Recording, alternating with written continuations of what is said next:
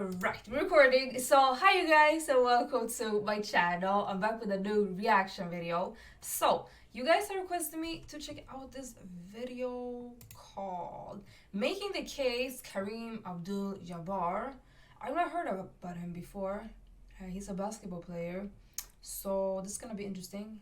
I'm not going to ramble. We're just going to get straight into this video and see what they're talking about. So, let's go. Alright, you guys, let's go. Basketball is special. The size of the court and the lack of pads or helmets give fans the most intimate experience of a team sport that exists. And because of the different styles that basketball allows for, players develop their own distinct identities and signature styles through their creativity, flair, and athleticism. And although no player succeeds alone, the scoring volume and two-way nature of the sport give individual stars a nearly unprecedented amount of control over the flow and outcome of a game. For this reason, players are constantly compared to their peers and to the legends of the past in order to answer the most hotly contested question in the sport: who's the greatest to ever do it? For many, the question is redundant. They believe in only one right answer: their answer. Others might have their own personal stance, but acknowledge one or two alternatives. But I believe that there's much more nuance to the question of greatness and more answers to it than you might think. By my count, there are 8 players in NBA history that have a substantial claim as the GOAT. It's a subjective thing though. I can't give you a definitive answer. All I can do is make the argument. So today, I'll be making the case for Kareem Abdul-Jabbar as the greatest basketball player of all time. Okay.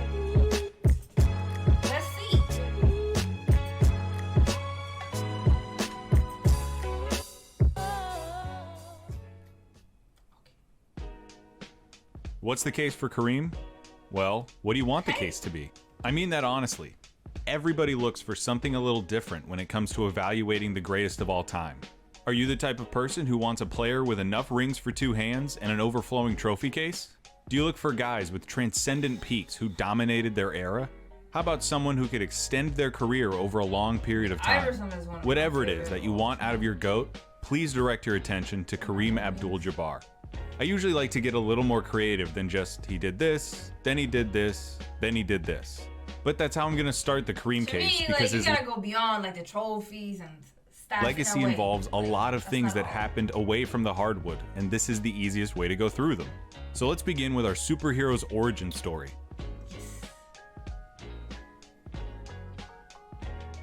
When it comes to our heroes, I think there are usually 2 types of beginnings that we love more than anything. The tale of the underdog who overcame the odds to become a household name, and the prodigy who is deemed the next chosen one and delivers on every ounce of promise. Kareem's story is of the second kind. In high school, Ferdinand Louis Alcindor Jr., Lou Alcindor, drew comparisons to Wilt Chamberlain. He torched the New York City high school basketball circuit and quickly became the most coveted basketball prospect in the nation. By the time he declared for college, Alcindor had lost just 6 games out of 102. His senior team was recognized as the greatest high school basketball team of the 20th century. You can imagine how ecstatic John Wooden must have been when he heard that Alcindor had declared to become a UCLA Bruin. As was the case back then, college freshmen were barred from competing on varsity teams. And so, at the beginning of the year, Alcindor and the freshmen scrimmaged against the varsity squad that had just repeated as national champions.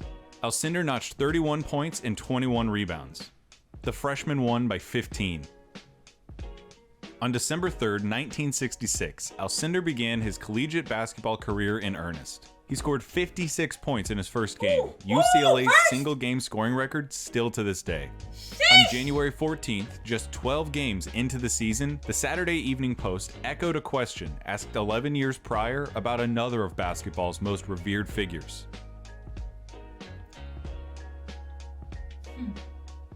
There was a genuine fear that Alcindor was too good, that the sport of basketball would suffer from a lack of compelling parity so long as he played it.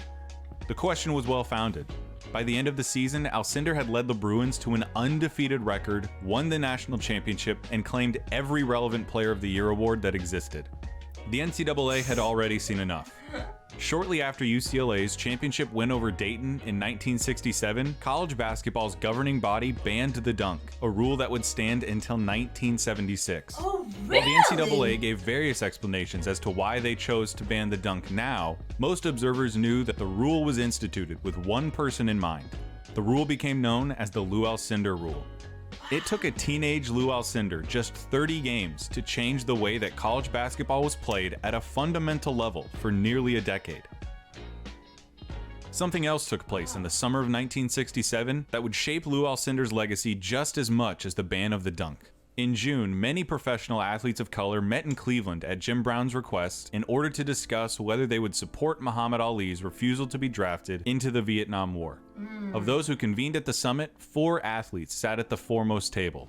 The NBA's elder statesman, Bill Russell, Ali himself, legendary former NFL running back Jim Brown, and Lou Alcindor. Here were the preeminent figures of their sports, legendary men who had all endured lives of hardship, and next to them sat a 20-year-old, an amateur in solidarity. Throughout his childhood in Upper Manhattan, Alcindor had experienced prejudice not just because of his height, but because of his race. An infamous incident involving his high school coach was just one instance that had strengthened Alcindor's resolve to become a civil rights advocate. The use of the word was, you can't allow the idiots, I mean, there are idiots that ever came, can't allow those idiots sitting way up in the stands to look down and say you're playing like a nigger. There are very few things that I regret doing in my life. That's one of them. He did not call me a nigger. I've never said that, but the word did come up in the conversation, and it had a very negative effect on me. At that summit, college basketball's brightest star signaled to the world that he was indeed more than an athlete. His virtuosity as an athlete was never in question, though, as Alcindor's junior season cemented him as the sport's most talented amateur. The team lost just one game en route to another championship and another Most Outstanding Player award for Alcindor. But Alcindor's second championship was greeted with little talk of what a fantastic talent he had proven to be, overshadowed by his attendance at a November meeting during which West Coast athletes met to discuss a potential Olympic boycott. The meeting included Tommy Smith and John Carlos, athletes who ultimately would participate in the Olympics and give us this iconic image. After the media got wind that this meeting had happened, Alcindor was interviewed, and his patriotism, loyalty, motivations, and influences were all brought into question and condemned. Alcindor was painted as a traitor, someone who was spitting in the face of the country that had done so much to improve his life. Never mind the fact that the same country still allowed landlords to racially segregate neighborhoods as a matter of law. He received death threats and hate mail full of racial epithets. These did nothing to deter him from his activism, participating in student protests and attending multiple civil rights rallies. But Alcindor, already a shy, reserved, and introspective person, developed a deep mistrust of the media. He worried that they only wanted to use him and his name for their own interests and agendas. Yeah, like a lot have not changed even to this day. Like you can make someone like who's not guilty and someone who's guilty look not like they have so much power in media. That's my point. It can just change you, and they always gonna have that upper hand and higher voice. And just he would carry that skepticism with him well into his professional career. For as talented as he was as an athlete, he refused to be defined by his fame. The scrutiny also did nothing to hinder his basketball mastery. Another year later, Alcindor found himself in possession of a third championship ring and another trove of accolades as college basketball's most outstanding player. In his 3 years as a varsity player for the Bruins, Alcindor won 3 national championships and was the National Player of the Year 3 times. In 90 collegiate games, he lost twice. He is the greatest college basketball player of the year 3 times. In 90 collegiate games, he lost twice. He is the greatest college basketball player of all time, and to pretend otherwise is, to me, akin to denying the curve of the earth.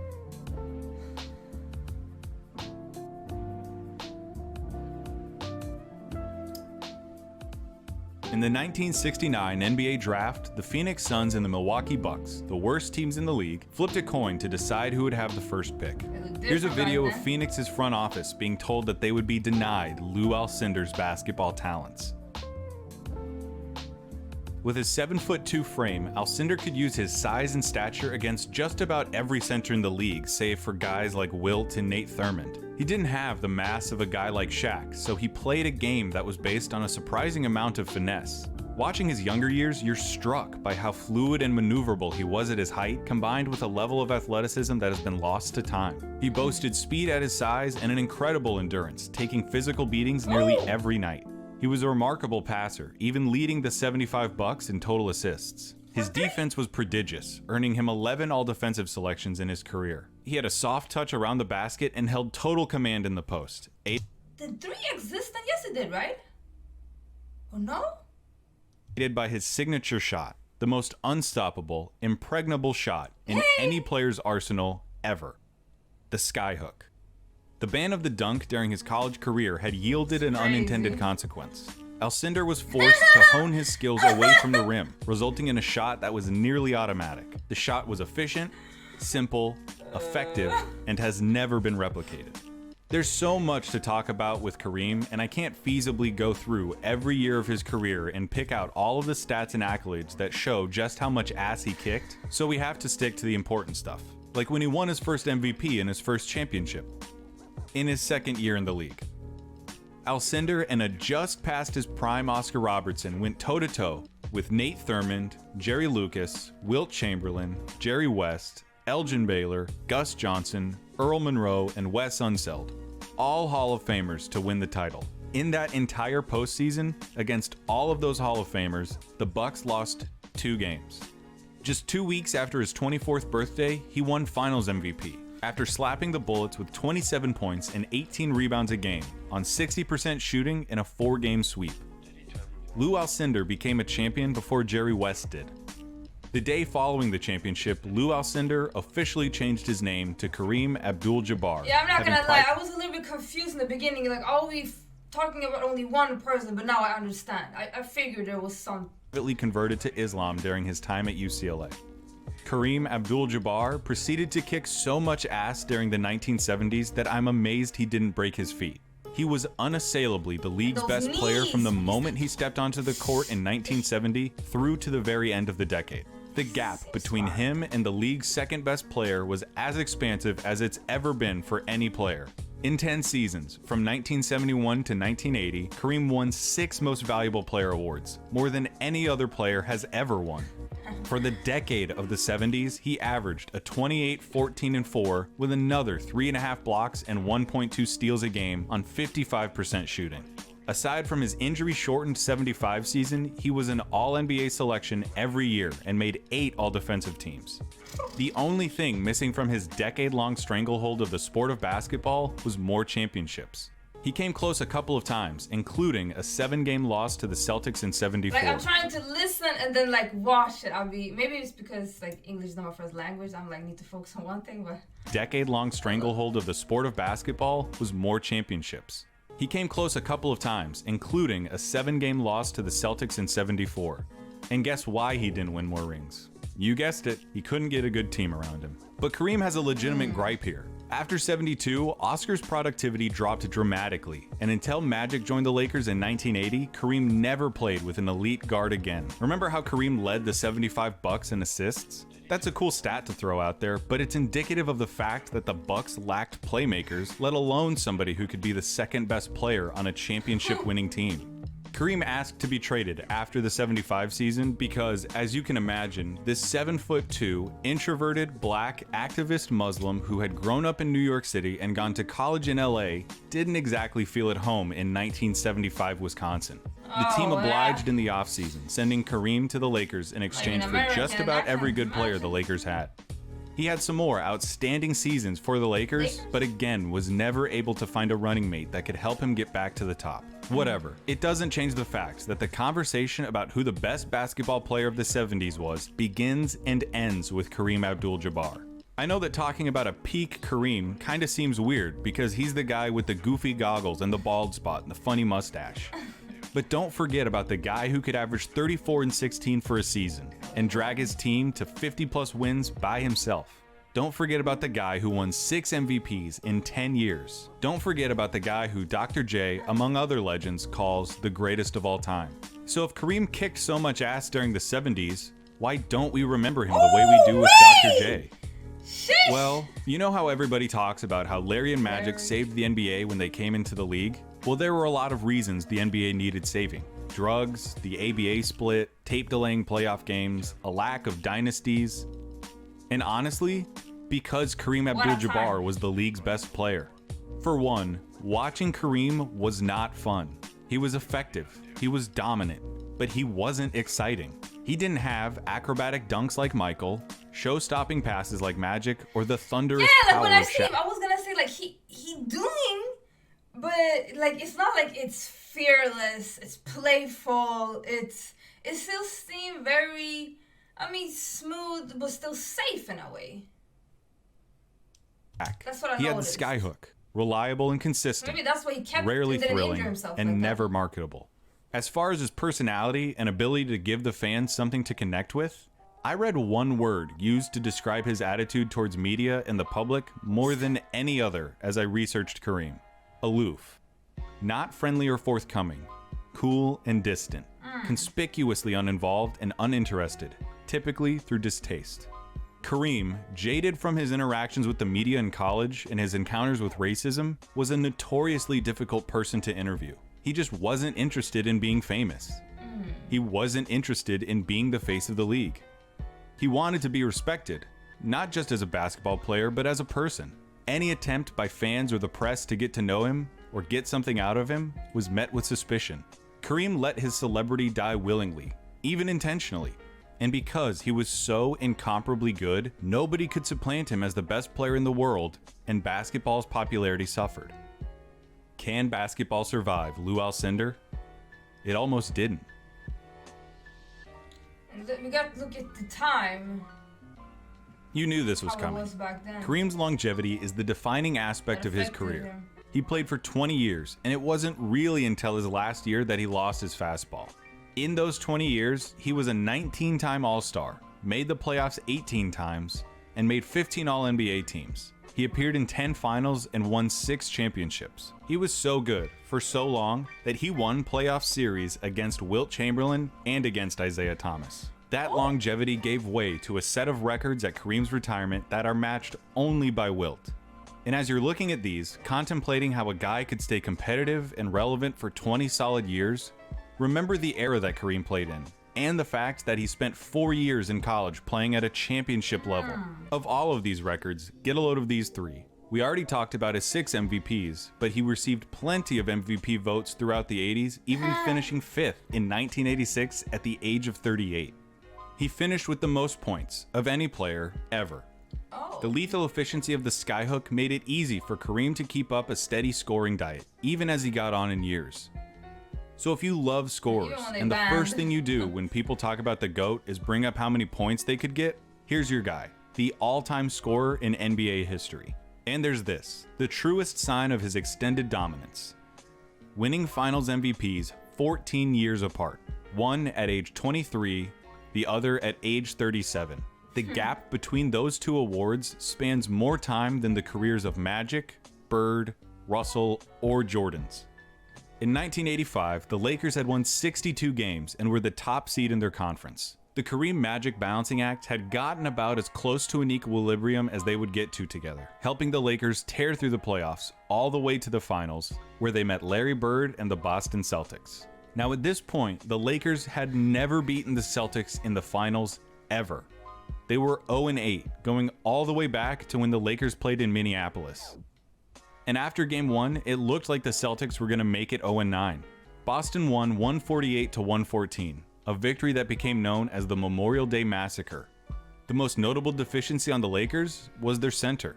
Held to just 12 points and 3 rebounds, Parrish and McHale had run Kareem ragged on the court, gobbling up rebounds, playing physically inside, and having their way with him. Kareem looked expired, the Lakers were embarrassed, and the future of their team was in jeopardy. Pat Riley says, if we hadn't won in 85, I would have probably gotten fired. Because we won in 82, lost in 83, choked in 84, and 85 was the last year of my contract. I had to win. And so in the off days between games 1 and 2, Riley hammers his team, none more than Kareem. And Kareem asks for more. In game 2, this is again Rambis on the offensive board. Kareem. Going to double team Kevin as much as they possibly can. Kareem steals the pass. Kareem. Sky hook by double team. Dennis Johnson gets working in the air. Kareem blocks it. On the boards for the Celtics. Kareem going in on a pass from Magic Johnson. 4 on the shot clock. Kareem goes up and stuffs it through with 2 seconds to go. He stole it from us. Against Kupchak, blocked by Kareem. In the backcourt, Kareem is back in the game and hits the sky hook. Kareem. 24 for Kareem. Boy, he's fighting Robert back. This series is going to be a ton of fun before it's over. Kareem inside, going strong to the basket, and 30 points for Kareem. Lakers are in the penalty. This may be a stupid question, but why Michael does he Cooper wear the is up goggles? again, and he hits again. I'll tell you, he is playing like a rookie. Watch him come over on this shot to really swat it away. Protection. Fantastic. I believe to this day that game 2 of the 84 after game 1, Kareem averaged a 28, 10, and 6 at age 37 against the greatest front court in NBA history. The Lakers 1-6. Curse over. 14 years after his first championship, he was still good enough to be the best player on the best team against the best competition that the world had to offer.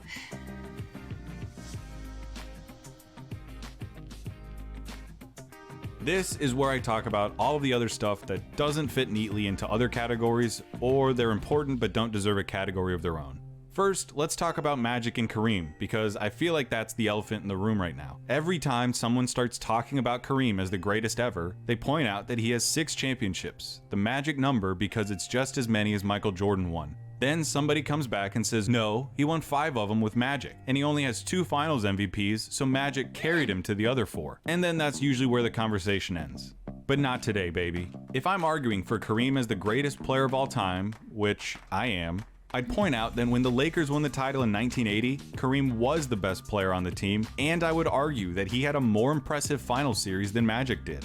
We all remember 1980 as the finals where Magic put up 42 points, 15 rebounds, and 7 assists to clinch the title. It was, in many respects, the signaling of a new era of NBA basketball, what many people still call the sports golden age. And that's a neat narrative that previews Magic's rise to superstardom. But what? In the first 5 games of the series, Kareem, who would later be named the regular season's MVP, averaged 33 and 14 and blocked 23 shots. In Game 5, with the series tied at 2 apiece, Kareem sprained his ankle halfway through the third quarter. After being helped to the locker room, he hobbled back onto the court, unwilling to let this chance slip away. He proceeded to cap off a 40-point, 15-rebound performance by slamming through the game-winning dunk with just over 30 seconds left. Magic was fantastic throughout the series, and obviously had the big game to win it all, but Kareem was the one who put them in position to win the series in the first place. So why didn't he win it? Gee, I don't know. Who do you think the media wanted to give the award to more? The sullen, quiet center who had just spent the last decade giving them the finger every time they asked a question? Or the charismatic, flashy rookie with the ear-to-ear smile who clinched the series on the road? In '82, Magic started putting up eye-popping stats on the offensive end and had an outstanding final series, but he had yet to take the torch from Kareem. Following an argument with then head coach Paul Westphal, Magic had asked for a trade earlier that season. Lakers owner Jerry Buss instead fired Westphal and replaced him with Pat Riley. Magic's reputation in the locker room and in the public eye suffered. Plus, Norm Nixon was still playing long stretches of games at point guard, leaving Magic without a definitive claim as the team's alpha dog. We already talked about the 1985 series, and then in 1987 and '88, yeah, Magic was easily the best player on the team. And the Kareem Abdul-Jabbar, that was 39 and 40 respectively, was either the second or third best player on those championship teams. Doesn't it count for something that he was still a go-to guy for championship teams as he was pushing 40? Alright, maybe this one can be like a little mini section. Ready? Whenever we think of guys who are clutch, we always think of perimeter guys. Reggie, Ray, Jordan, Kobe, LeBron, Durant, Bird, and so on. So, does that mean there's no such thing as a clutch center? Heck no, you dum-dum. If you need 2 points in crunch time, what would you trust more than the most awesome weapon of basketball certainty ever created? Plus, if you're afraid that Kareem might get fouled and miss the free throws, he was a 72% shooter from the line during his career and topped out around 78%. He wasn't a sure bet, but in big-time situations, Kareem had a knack for him. Is it really crazy to think of Kareem as being clutch? Here, I'll show you. 1979, Magic's first NBA game. The Lakers trailed the Clippers by 1 at the end of regulation. Sends it to Kareem. Sky hook up and good. Lakers win. Score it. Kareem Abdul-Jabbar has given the Los Angeles Lakers. 1987 NBA Finals, Game 4. The sequence is most memorable because of Magic's baby skyhook, but in 2 must-score situations, the Lakers put the ball in Kareem's hand. First, they threw an alley-oop to Kareem, and then, on the next play, down 1, Kareem was able to draw the foul. 1988 NBA Finals, Game 6. The famous Isaiah Thomas game. After spraining his ankle in the 3rd quarter, Isaiah stayed in the game and heroically capped off a 25-point quarter, an NBA Finals record. Needing to win the game to stay alive and force a Game 7, Kareem spoiled the Pistons' parade with 27 seconds left. As the Lakers gave their 41-year-old center the ball, he drew a foul. The old man goes up and misses the shot, but goes to the line with 14 seconds to go.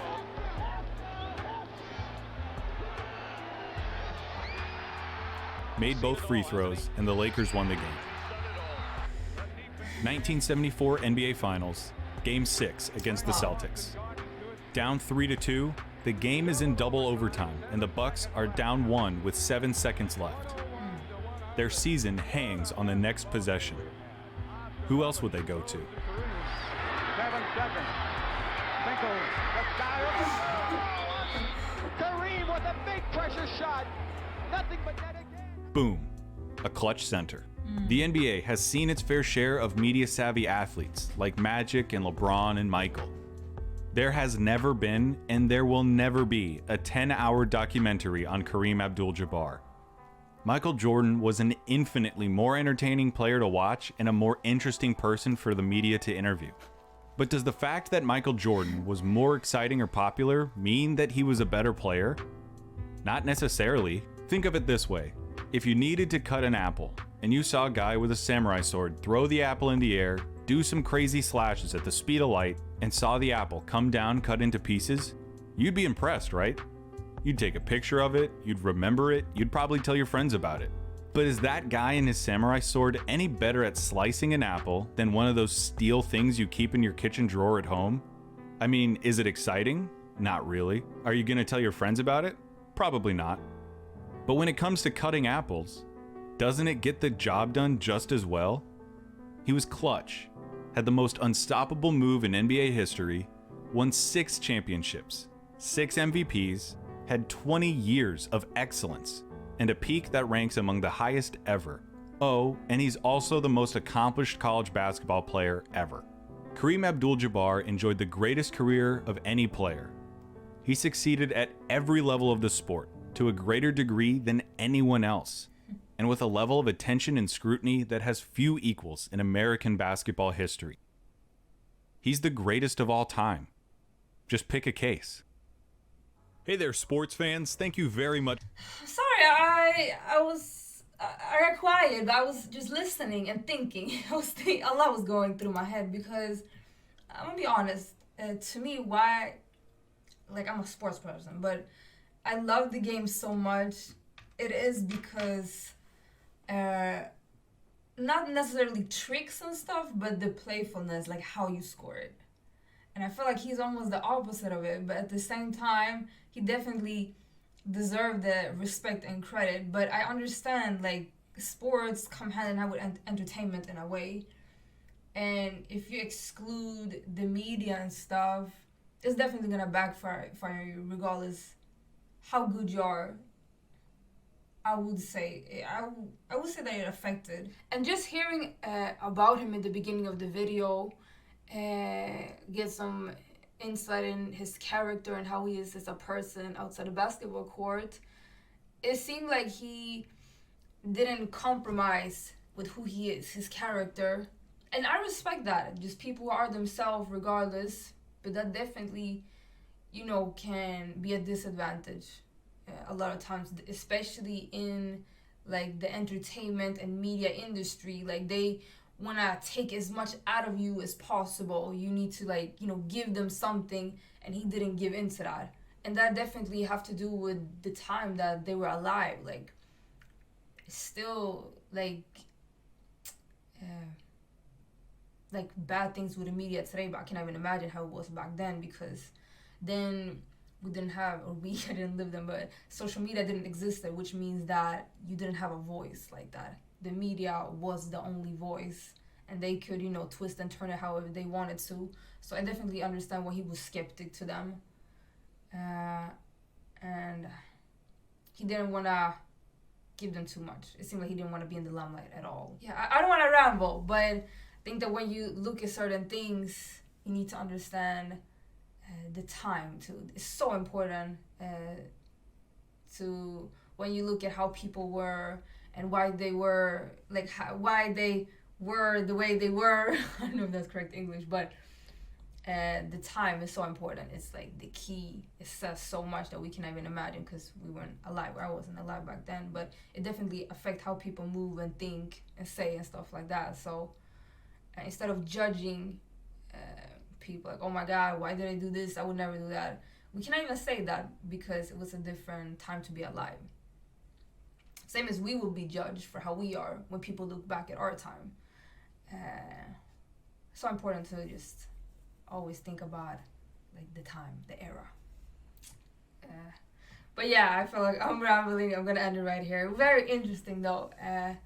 Kareem, super talented, but might not. I feel like in this video he might not have got. He still be so much record though, and got that recognition for it. I don't know. Share your opinion down below if you have one. If you might even remember some of this. I have a lot of respect for him though, just because he didn't compromise his character. It was himself. That I love that. But yeah, like, comment, subscribe, and hopefully I'll see you guys in the next one. I will end it now.